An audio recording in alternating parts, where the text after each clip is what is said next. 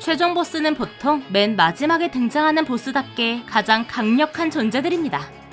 이는 애니메이션도 마찬가지로 최종 보스로 등장하는 캐릭터들은 하나같이 정신나간 능력이나 강함을 가지고 있었는데요. 그러나 몇몇 애니메이션에서는 주인공이면서 최종 보스의 역할이기도 한 경우도 존재했습니다. 이런 경우 주인공으로서의 강함과 최종 보스로서의 강함이 합쳐진 만큼 엄청난 능력을 보여주기도 했지만 최종 보스인 만큼 대부분 최후는 비참했는데요. 오늘은 이러한 주인공이면서 최종 보스가 된 캐릭터들을 소개할까 합니다.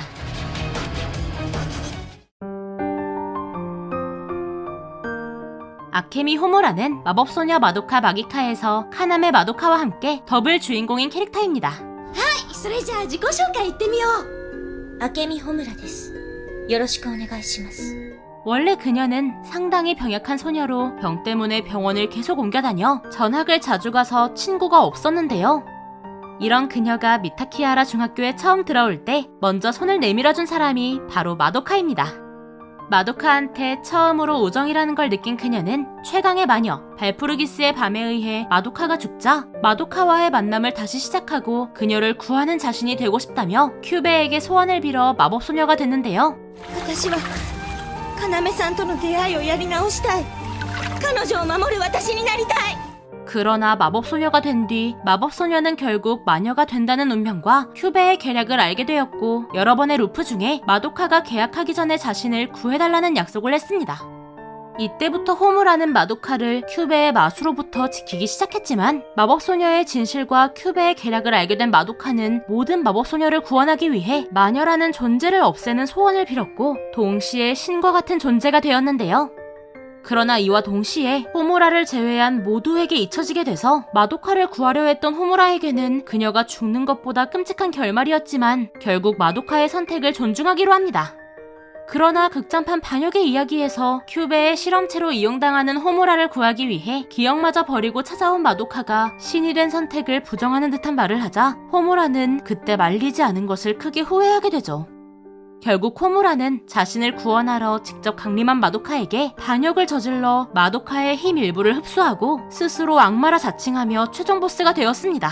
あの神にも等しく聖なるものを貶めて蝕んでしまったんだもの。そんな真似ができる存在はもう悪魔とでも呼ぶしかないんじゃないかしら。 호무라는 신의 힘을 얻고 지금까지 등장했던 그 어떤 인물보다 강력한 모습을 보여줬는데 우선 과거 마도카가 했던 것과 같이 우주 전체의 개념과 법칙을 자기 마음대로 고쳐쓰고 역사조차 바꿔버리기도 했는데요. 또한 완성된 세계에서 호무라는 사람의 기억을 자기 마음대로 조작해 호무라가 개편하기 전에 기억을 가지고 있던 사야카의 기억을 단 한순간에 지워버리고 원래 미타키하라시에 살고 있던 마도카의 역사를 해외에서 귀국한 아이라는 역사로 바꾸어버리기까지 했죠. 母の海外出張で家族みんなで3年間アメリカにいたんですけど、先週ようやく三竹原に帰ってきたので、今日からはこの学校で皆さんと一緒にお世話になります。 심지어는 작품 내에서 흑막을 담당하고 있는 큐베의 종족 전체를 완전히 속박해버리기까지 하죠.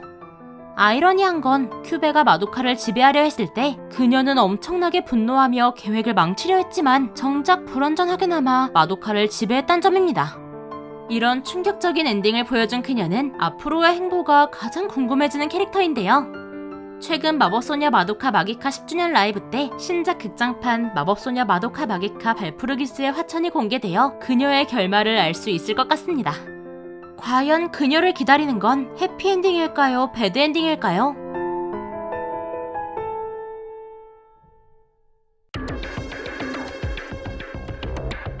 이번에 소개할 캐릭터는 신의 계승자를 가리기 위한 데스게임에서 압도적인 실력을 보여주었던 캐릭터인 미래일기의 주인공 중 한 명이자 최종 보스 가사이 유노입니다. 笠井ユノ成績優秀美人で学校中の憧れの的 유노는 집안에 이름을 걸은 은행이 있을 정도로 이름 높은 재력가 집안에 입양된 캐릭터로 공부, 운동, 외모 어느 것도 하나 빠지지 않는 엄친딸 같은 모습을 보여주는데요. 그러나 이것은 겉모습일 뿐 실제로는 유키테로에게 엄청난 사랑과 집착을 가지고 있고 유키테로를 위해서라면 살인도 저지르는 얀데레입니다. 大丈夫。ユッキーはユノが守ってあげる 이게 어느 정도냐면 유키테루의 집안에 몰래 들어와 살림을 하거나 유키테루가 여자애랑 친하게 지내는 걸 보면 그 여자애를 죽이려 하는 등 심각한 모습을 보여줬죠. 정작 그녀는 이 모든 게 유키테루를 사랑해서 하는 일이라고 말하지만요. 이렇듯 유키테루에게는 모든 것을 줄 것 같던 유노는 어느 순간부터 유키테루를 속이기 시작했고 그를 납치 및 감금을 하더니 마지막에는 죽이려고까지 하는데요. 死んでもらうわユキ 사실 본편에 나오는 유노는 미래에서 온 유노로 이미 데스게임에 참여한 적이 있습니다. アキセ君の携帯にはさユノのことが書いてあったんだ。ユノは一度神になっているって。この世界は時間を巻き戻した2周目の世界だって。 그때도 유키테루와 함께 살아나갔고 결국 단 둘이 남았을 때 서로 너무 사랑해서 신이 되지 않고 동반 자살을 하기로 했습니다. 그러나 신의 자리와 유키테루 둘 다 포기하지 못했던 유노는 유키테루가 먼저 약을 먹고 죽자 태연하게 약을 뱉고 살아남았는데요. 신이 된 유노가 처음으로 한 것은 유키테루를 살리는 것이었지만 육체는 살릴 수 있을지언정 영혼까지 살릴 수가 없었습니다. 이에 유노는 과거로 돌아가 다시 유키테루를 만나 데스게임을 하는 선택을 한 것인데요.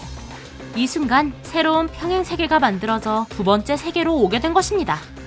유노의 최종 목적은 영원히 이 시간을 반복하며 유키테루와 함께 지내는 것으로 아이러니하게 그러기 위해서는 유키테루를 죽이는 선택을 해야 하죠. 이전부터 사람을 일본도로 한 번에 베어버리거나 경찰 특공대 5명을 혼자서 처치하는 모습 등 압도적인 능력치를 보여줬던 유노는 본색을 드러낸 후로부터 이런 신체 능력에 더해 신의 하수인 무르무르와 신의 힘을 사용하는 모습을 보여주는데요. 이때 그녀는 유키테루를 완전히 떨어뜨리기 위해 유키테루가 원하는 것만 있는 가상세계를 만들어 그곳에 유키테루를 가둬버리기까지 하죠. 그러나 결국에는 유노도 유키테루에 대한 사랑을 부정하지 못했고 자신이 있을 곳이란 그의 곁이라며 그의 눈앞에서 자살해 그를 신으로 만들어줬습니다.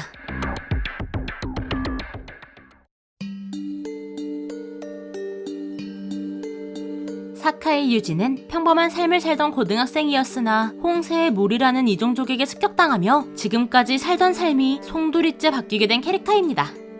홍세의 무리에게 잡아먹힌 인간은 점점 존재가 희미해지다가 결국 소멸한다는 진실과 자신 또한 이미 잡아먹혔다는 사실을 알게 되며 그 또한 처음에는 절망했는데요. 하지만 얼마 지나지 않아 그는 자신의 몸에 영시가 되면 존재의 힘을 채워지게 하는 연구기관 영시미아라는 보구를 가지고 있는 것을 알게 되고 이 보구를 활용해 홍세의 무리에 대항하는 존재인 플레임 헤이즈의 일원이자 자신을 구해준 소녀인 샤나와 함께하게 됩니다. 今の見たもしやあのミステスの中にある宝具は 그러나 유지는 속으로 무고한 사람들이나 자신의 소중한 사람들이 언제 갑자기 홍세의 무리에게 습격당할지 모르는 세계에 분노하였고 이대로 싸움이 계속된다면 샤나도 언젠가 소멸할지도 모른다는 생각에 어떻게든 홍세의 무리와 플레임 헤이즈 간의 싸움을 끝내고 싶어 했는데요. 그래서인지 유지는 신세계 제너두를 창조하여 그 낙원으로 모든 홍세의 무리를 인도하려 했던 홍세의 무리 중 창조신이라 불리는 제리의 뱀과 두 세력의 싸움을 끝낸다는 점에서 목적이 일치하였고 제너두 계획에 참여하며 제리의 뱀과 융합하게 되어 주인공이자 최종 보스로 거듭납니다. 이 상태의 유지는 작중 최강자 수준으로 강력한데요. 자제식이라는 마법에 가까운 능력을 유지 자신만의 것을 보유하고 있는데 이 능력은 다른 자제식과의 결합, 구축하는 능력으로 그 어떤 상황이 와도 대처할 수 있는 만능에 가까운 능력을 가지고 있습니다. 거기에 지능도 상당히 뛰어나 홍세의 무리를 전부 제너두에 데려가 플레임 헤이즈에 싸울 이유를 없애서 그들을 구원해주겠다는 목적을 밝혔는데요. 어찌 보면 구원해주겠다는 좋은 말로 들리겠지만 사실 플레임 헤이즈들은 짧게는 수년, 길게는 수백 년 동안 홍세의 무리에 대한 복수를 결심해 구원 같은 건 필요 없는 복수교와 같은 사람들인데 이 말 한마디에 여태까지 해왔던 것들이 단 한순간에 아무것도 아니게 되며 엄청난 혼란이 일어나기도 했습니다. 심지어 몇몇 플레임 헤이즈들은 멘붕이 와서 도주를 하는데 심각하게 정신이 붕괴되었는지 적진을 향해 도주하기도 했죠. 여담으로 유지는 최종 보스로 등극한 뒤에도 자신이 사랑하는 샤나에 대해서는 그녀와 싸움 중임에도 내가 널 지키겠다고 할 정도로 로맨티스트가 따로 없는 모습을 보여주었다고 하네요. 여태까지 본 캐릭터들은 자의로 최종 보스가 된 케이스인데요. 이번에는 타인에 의해 타락해 최종 보스가 된 캐릭터를 알아봅시다. 이사야마 요미는 식량 제로의 주인공 중 한 명이면서 식량 제로의 최종 보스인 캐릭터인데요. 그녀는 또 다른 주인공이자 자매와도 같은 존재인 츠치미야 카구라와 함께 테마사 일을 하고 사랑하는 약혼자 이즈나 노리유키와 연애를 하는 평범한 일상을 지내고 있었습니다.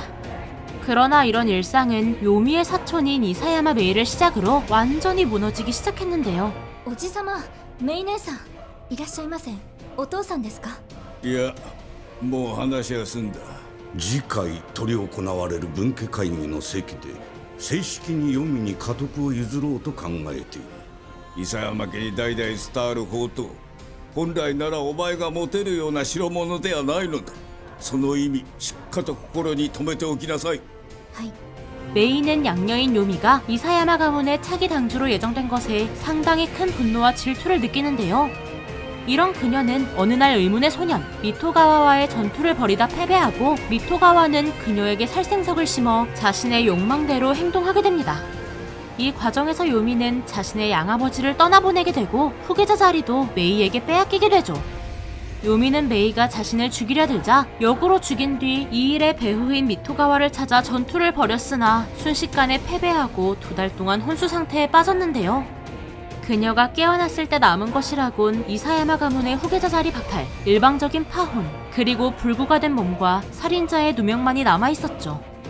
그럼에도 불구하고 카구라만큼은 계속해서 그녀의 옆에 남아주며 간호해줬지만 그런 카구라마저 요미를 의심하는 듯한 흔들림을 보이자 요미는 완전히 무너지게 되고 자신을 찾아온 미토가와에게 강제적으로 살생석이 심어져 완전히 타락하게 됩니다. 악령으로 타락한 요미는 이전에 동료였던 사람들을 거리낌 없이 죽이고 모든 인간을 몰살하려고 하고 초자연재해 대책실에서는 요미를 최상급 악령인 카테고리 A급으로 분류했는데요. 최상급 악령답게 그녀는 원래부터 퇴마일을 하며 단련된 육체가 더욱 강화되어 퇴마사 4명을 순식간에 즉사시키거나 츠치야마 가문의 당주 가라코와 싸워 치명상을 입히거나 와이어에 목이 졸린 채 한참을 날아갔음에도 부상이 1도 없는 모습을 보여주며 멀쩡히 걸어왔습니다. 거기에 퇴마사 시절부터 사용한 보검 시시오 역시 강력한데요. 이 보검에는 강력한 요괴인 누에 랑그렌이 영수로 붙어 있어 그녀가 원할 때 언제든지 나타나 공격하며 가스 폭발을 몸으로 맞고도 큰 부상이 없는 내구도, 브레스로 군용 차량을 폭파하는 등 압도적인 힘을 보여주었죠. 이렇듯 완전히 타락해서 카구라마저 죽일 것 같았던 요미였지만 카구라만큼은 여전히 그녀에게 소중한 존재였기에 결국 카구라에게 죽는 것으로 생을 마감하게 된다고 하네요.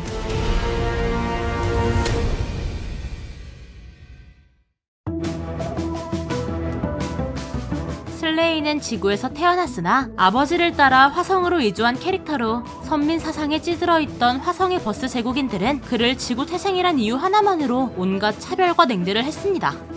그러나 화성의 제1황녀 아세일런만큼은 그의 출신에 신경 쓰지 않고 친하게 지냈으며 어린 시절에는 슬레인을 구해주기까지 해서 슬레이는 황녀에게 충성을 다하고 있었는데요. 그래서 아세일럼이 지구와의 화평을 위해 지구로 내려가기 전 그녀에게 지구에 대해 알려주기도 하고 지구에 내려간 아세일럼이 테러에 휩쓸려 죽은 것으로 일어난 2차 성간 전쟁에도 참여했습니다. 거기에 충성심이 얼마나 강한지 아세일럼이 살아있다는 소식을 듣고 상관이 황녀를 죽일 준비를 하자 곧바로 상관을 총살하기까지 하죠. あれを生かしておけば我らは一族老と逆賊であろうが何のつもりだよこそ 그 후 죽어가던 공주를 살리기 위해 암살의 배우인 자츠바온 백작과 거래를 하고 지구 침략에 동조하는데요. 志半ばで死ぬかアセイラム姫と共に生きるかご決断を 이후 슬레이는 모든 것을 아세일럼을 위해서라며 또 다른 황녀인 렘리나의 감정을 이용하거나 아세일럼을 전쟁의 장기화를 위해 정치적으로 이용하는 모습을 보입니다. 그뿐만 아니라 예지 능력이 탑재된 기체를 손에 넣어 총탄 세례가 지구의 공전 궤도로 인해 원래 위치로 돌아오도록 하는 함정을 파기도 하고 이를 이용해 공주를 죽이려 했던 자츠바온 백작을 죽이기까지 합니다. 백작을 죽인 후 그의 직위를 계승했을 때는 대규모 전투에도 함락시키지 못한 기지를 수많은 우주 쓰레기와 대공 사격을 돌파해 단독으로 기지를 파괴하기도 했는데요. 심지어 지구인 태생을 걸고 넘어지며 결투를 신청한 마릴시안 백작과의 전투에선 백작이 예지 능력을 못 따라갈 정도로 많은 탄막을 여러 방향으로 쏴서 자신이 밀리는데도 불구하고 이를 지략으로 극복해 승리하는 모습을 보여주기도 했습니다.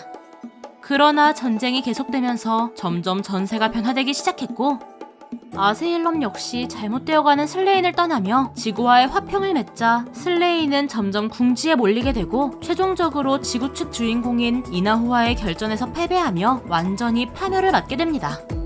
이 이후 아세일럼 암살 계획과 전쟁을 일으킨 건 자츠바온 백작임에도 불구하고 이 모든 것이 슬레인이 한 것으로 알려졌고 슬레인은 대외적으로는 사망 처리가 되었지만 실제로는 지구 측 수용소에 감금되는 결말을 맞이합니다.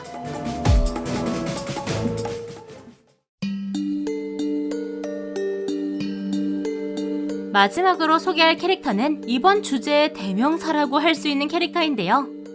바로 데스노트의 주인공이자 최종 보스인 야가미 라이토입니다.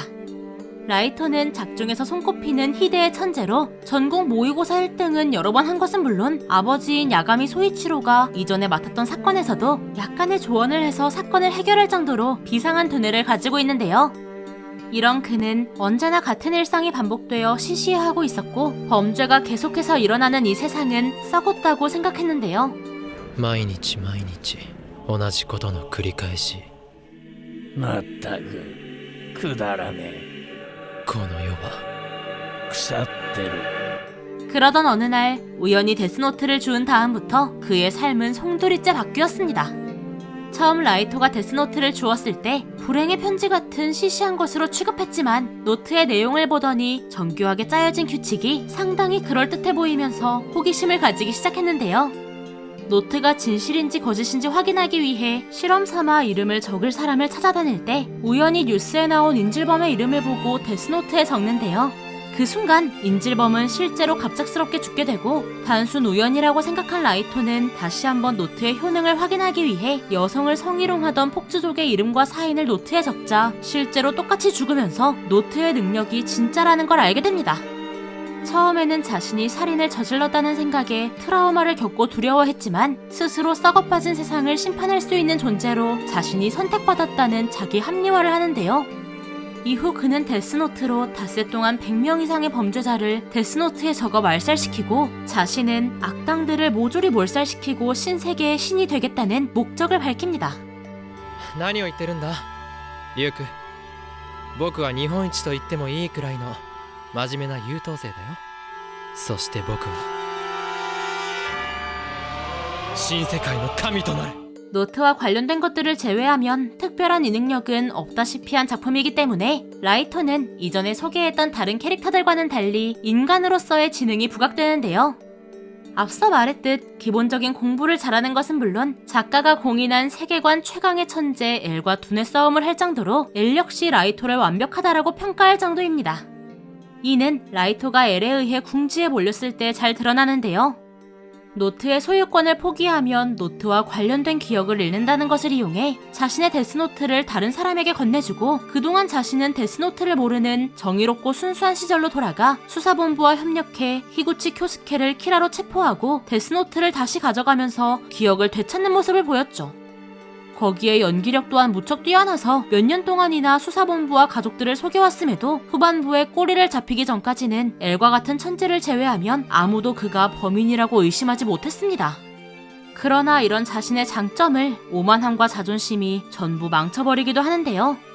특히 도발에 참지 못하고 응하여 초반부터 수사 범위를 대폭 줄어들게 만들었고 거기에 승리감에 빠질 때면 늘 승리 선언을 하다 보니 최후엔 그것이 발목을 잡아 자신이 키라인 것을 스스로 자백해 그를 파멸에 이르게 했다고 하네요.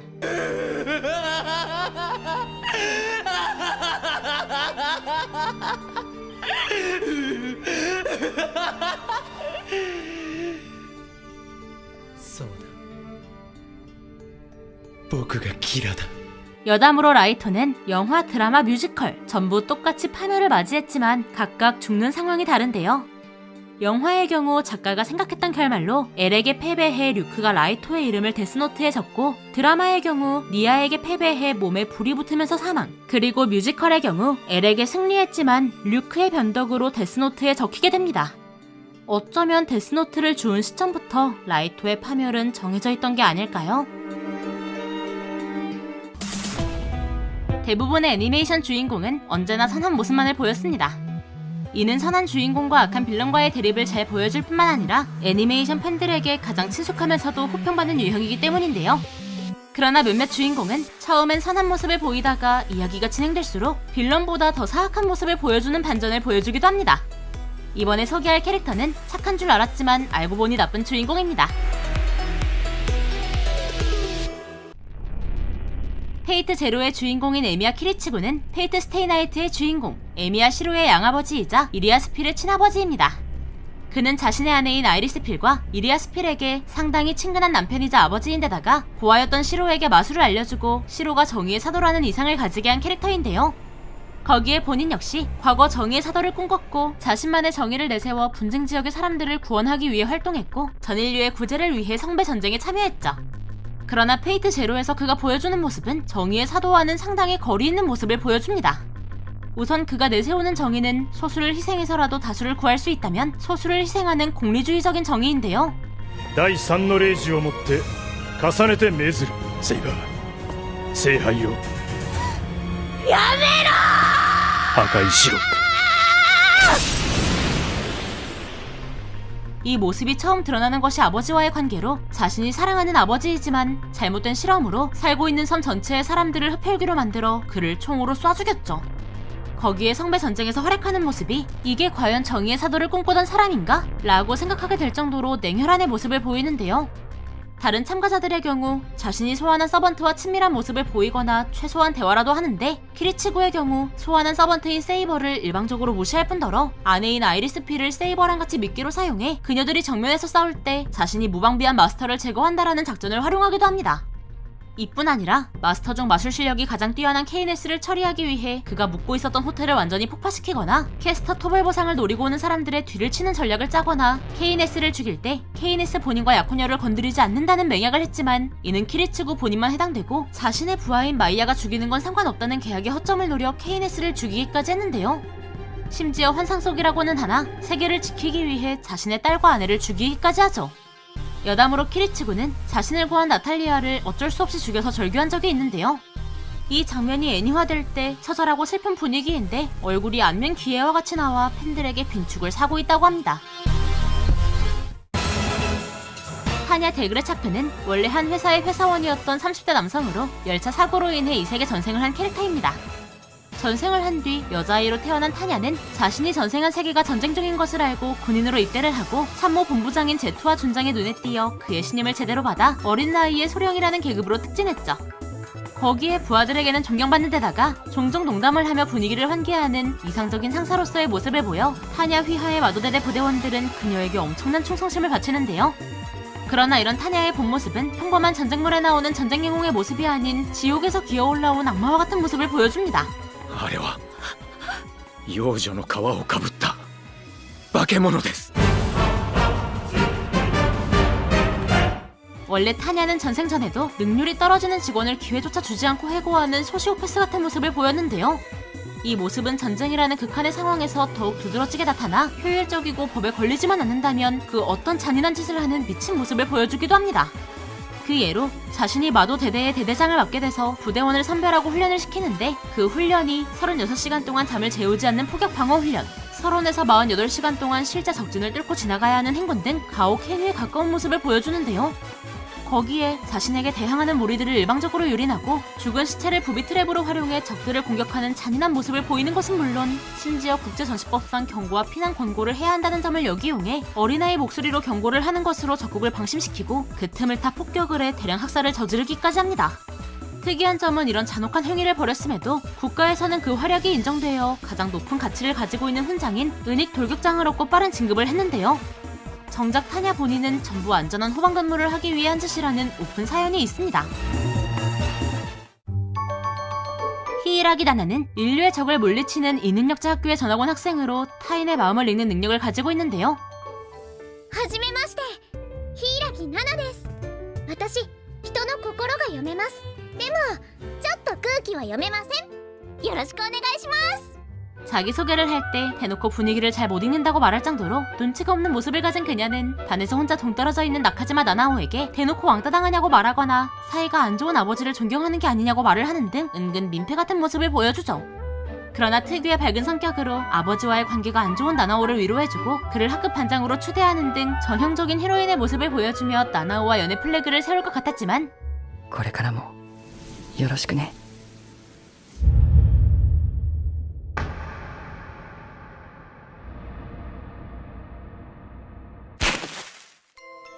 なぜ僕は今からこの子に殺されなければならないのか。まさか君が人類の。いいや、お前たちこそが人類の敵だからだ。 이 순간부터 나나는 자신의 본 모습을 드러냅니다. 나나는 사실 아무 능력이 없는 무능력자로 사람의 마음을 읽는다는 것은 사실 뛰어난 관찰력과 추리력으로 상대의 생각을 읽었다라고 착각할 정도의 추리를 내놓은 것이고 그녀가 학교에 온 이유는 진짜 인류의 적인 이 능력자를 전부 암살하기 위해서인데요. 자신의 정체를 드러내고 나나오를 절벽에서 떨어뜨린 이후부터 이게 과연 주인공이 맞나 싶을 정도로 잔인한 행보를 보였습니다. 먼저 위원회로부터 살해 추정 인구라는 자료를 받아 능력자들을 죽이며 자신이 정의로운 일을 하는 것이라고 생각하는데요. 문제는 이 살해 추정 인구가 정확히 어떤 근거로 나오는 건지 그리고 어떻게 나오는 건지가 확실하지 않아 이마저도 죄책감을 줄이는 도구가 아니냐는 말이 나옵니다. 능력자를 죽일 때도 하나같이 잔인하게 죽이는데 그 예로 과거로 돌아가는 능력을 가진 요헤이를 죽일 때 시간여행을 하면 힘이 상당히 빠진다는 것과 수영을 못한다는 점을 사용해 강 한가운데에 빠뜨려 죽였고 순간이동 능력자인 카오리를 독이 든 렌즈를 끼게 해서 죽이기도 했는데요.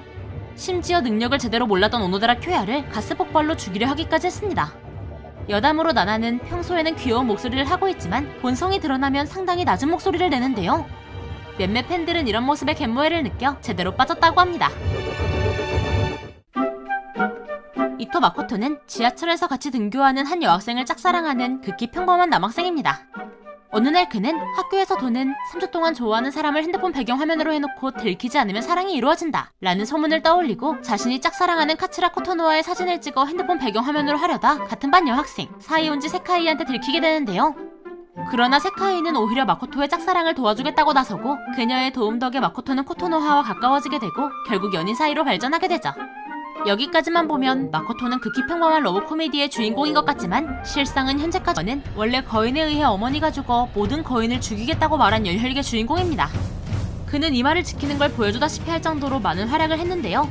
대표적으로 월마리아 탈환 작전 때 적으로 돌아선 갑옷 거인의 소유자 라이너 브라운과 초대형 거인의 소유자 베르톨트 후버를 제압한 것으로 작전이 성공해 처음으로 인류 측에 승리를 가져다 주었고 레벨리오 전투 당시 전투의 거인을 쓰러뜨려 전투에서 승리를 하는 등 영웅적인 모습을 보였죠. 그러나 거인에 대한 진실과 마레국이 파라디 섬을 공격한다는 것을 알고 진정한 적이 거인이 아니라 마레국이란 걸 깨달으면서 이전의 열혈적인 모습은 완전히 사라지고 피도 눈물도 없는 냉혈한의 모습을 보여주는데요. 우선 앨런의 목적이 모든 거인을 없애버리는 것에서 파라디 섬을 지키기 위해 다른 국가들을 모조리 없애버리는 것으로 바뀌었습니다. 이 목적을 이루기 위해 앨런은 마레국과의 전쟁인 레벨리오 전투가 끝난 뒤 자신의 추종자들과 함께 예거파라는 조직을 세우고 자신의 뜻을 따르지 않는 자들에게 심한 폭력을 휘둘렀는데요.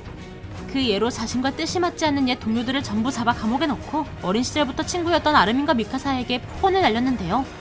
아르민이 이에 대해 반항하자 심하다 싶을 정도로 두드려 패기까지 했죠. 거기에 마시기만 하면 지크 예거의 외침에 따라 언제든지 무지성 거인이 될 수 있는 지크의 척수액을 탄 와인을 병단 내에 뿌려 모든 병단들이 언제든 거인이 될 수 있는 위기를 만들었고 이로 인해 리바이의 병사 대부분이 무지성 거인이 되었을 뿐더러 주둔 병단을 전부 예거파로 흡수했는데요. 심지어 원작 쿠반에서는 세계를 완전히 멸망시킬 수 있는 땅울림을 발동해 전 인류를 적으로 돌리기까지 했습니다. 여담으로 진격의 거인 공식 설정집에서 앨런의 지능이 작중 최고 바보 코니와 동급인 3으로 나왔는데요.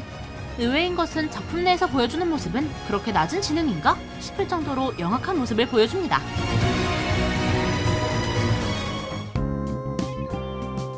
여러분들은 어떤 스타일의 주인공을 좋아하시나요? 정직하게 우직한 왕도를 걷는 정의형 주인공, 등장인물들을 농락할 정도로 어마어마한 천재성의 두뇌파 주인공, 세계관 최강자의 면모를 보이는 힘을 보여주는 주인공. 요즘 분기마다 다양한 애니메이션들이 나오고 있는 만큼 주인공들의 유형도 정말 다양해져서 골라먹는 재미가 있는 것 같습니다.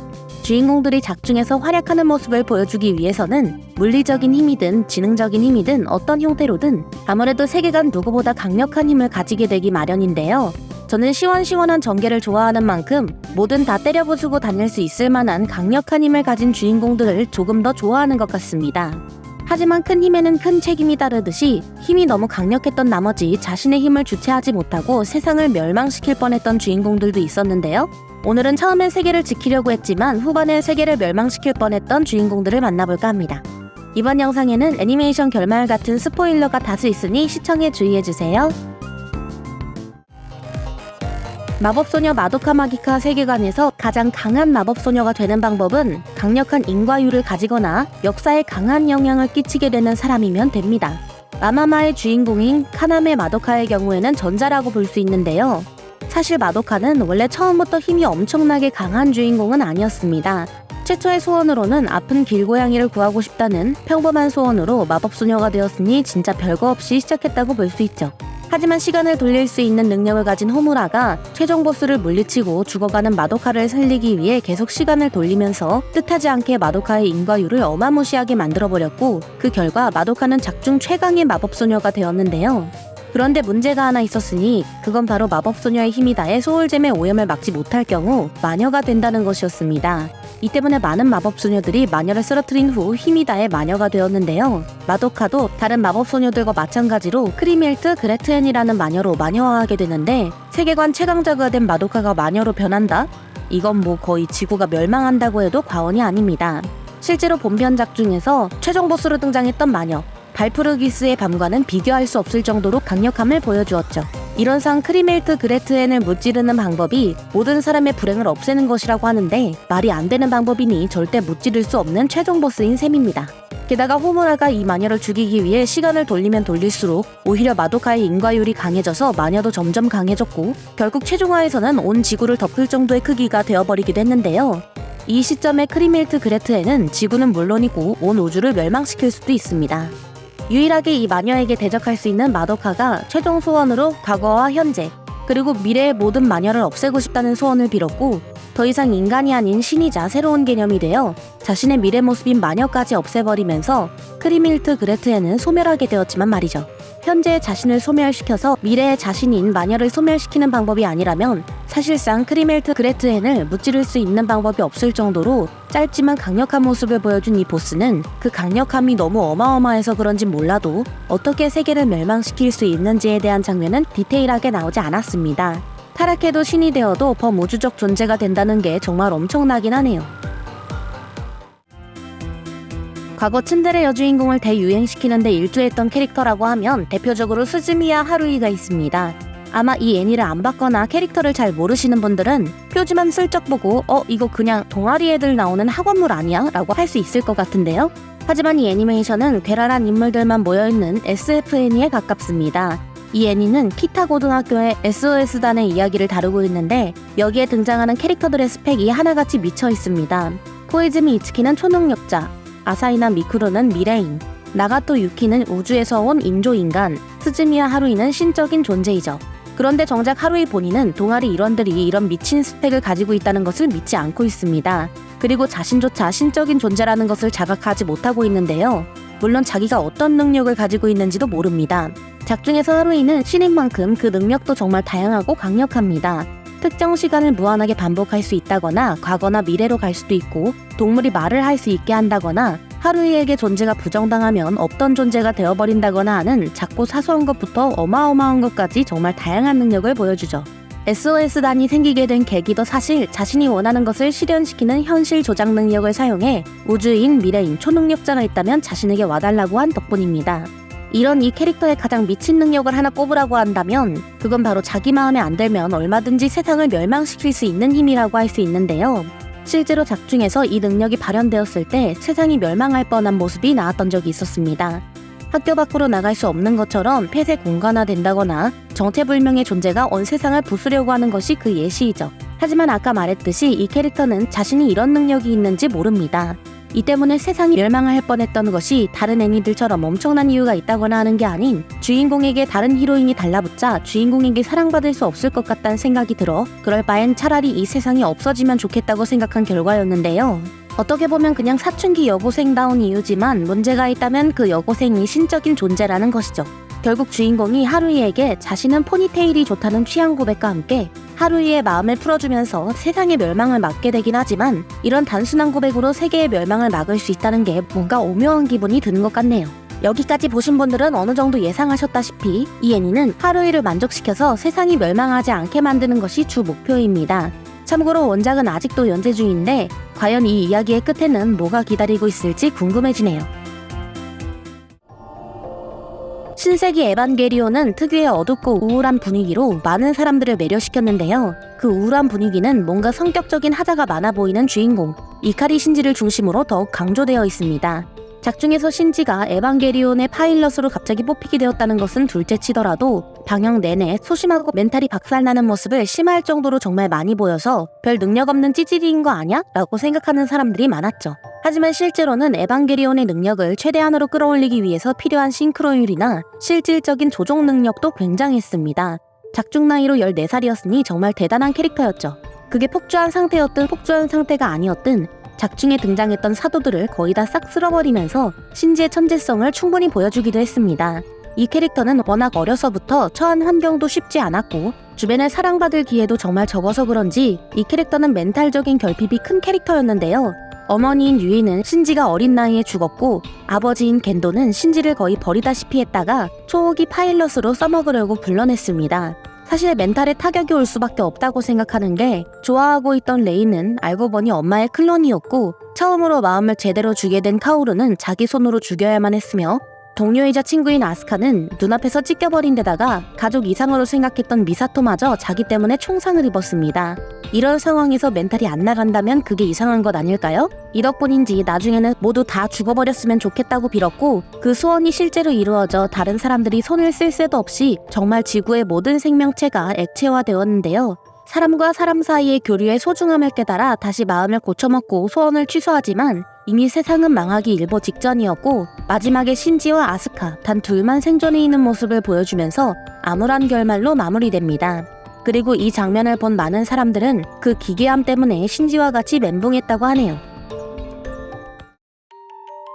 진격의 거인의 주인공인 앨런 예거는 처음 등장했을 때만 해도 평범한 사람으로 등장합니다. 하지만 거인들에게 죽임을 당하는 어머니를 보며 세상의 모든 거인을 말살시키겠다는 일념 하나로 살아가게 되는데요. 그렇게 훈련 병단의 친구인 미카사, 아르민과 함께 입단한 앨런은 첫 실전을 나가게 되지만 초대형 거인에게 잡아먹히게 되면서 죽을 위기에 처하게 됩니다. 그런데 이게 오히려 자신이 거인으로 각성하게 되는 계기가 되면서 거인으로 변신해 많은 거인들을 죽이게 되는데요. 그렇게 자신의 목표를 향해 나아가나 싶었는데 우연치 않게 자신의 집 지하실에서 세상에 대한 진실을 알게 됩니다. 바로 여태껏 사람이 살지 않을 것이라고 생각했던 벽 밖의 세상은 마레라는 이름을 가진 거대한 규모의 제국이 있었고 이 제국은 앨런이 살고 있던 파라디섬보다 훨씬 발전한 문명을 이룩하고 있었다는 것이었죠. 심지어 파라디섬이 마레를 공격하지 못하도록 사람들을 섬으로 보내 거인으로 만들어서 끊임없이 사람들을 잡아먹게 만들었다는 충격적인 사실을 알게 되는데요. 이를 계기로 앨런의 복수 대상을 거인에서 마레를 없애는 것으로 변경하게 됩니다. 앨런은 그동안 수많은 거인을 상대하면서 능력을 익히거나 가지게 되었는데 그 능력 중에서도 가장 사기적인 것은 바로 모든 거인을 조종할 수 있는 능력이었습니다. 모든 일의 진상을 깨달은 앨런은 방벽 밖의 세상을 복수하겠다는 생각으로 이 능력을 사용해 거인을 조종해서 방벽 밖의 모든 인간을 말살해버리게 되는데요. 속수무책으로 거인들에게 당하는 마레나와 방벽 밖의 다른 나라에서 사는 사람들의 모습은 진격의 거인 1화에서 방벽 안의 사람들이 거인에게 무참하게 당하는 모습을 연상시키기도 했죠. 누구보다 자유를 추구했지만 결국 자신의 원초적인 갈망에서 벗어나지 못해 세상을 멸망시킬 뻔했던 앨런은 결국 자신이 사랑했던 미카사의 손에 죽으면서 멸망 직전에 겨우 마무리되고 거인의 힘도 한동안 사라지게 됩니다. 만약 앨런의 땅울림이 끝까지 성공하게 됐다면 과연 어떻게 되었을까요? 오늘은 세계를 멸망시킬 뻔한 다양한 주인공들을 소개해봤는데요. 아무래도 오늘 주제가 주제였던 만큼 슬픈 사연을 가진 주인공들도 있었고 세계를 멸망시키기 직전까지 갔지만 희망적인 결말을 보여주는 주인공도 있었던 것 같습니다. 이런 스토리가 나오는 이유는 아마 극한의 상황까지 갔을 때 주인공과 그 주변 인물들이 어떻게 상황을 타개할 수 있을지를 지켜보기 위해서가 아닐까라는 생각이 들기도 하지만 너무 답도 없으면 오히려 답답했던 것 같네요. 여러분들은 어떤 주인공이 가장 황당하셨나요?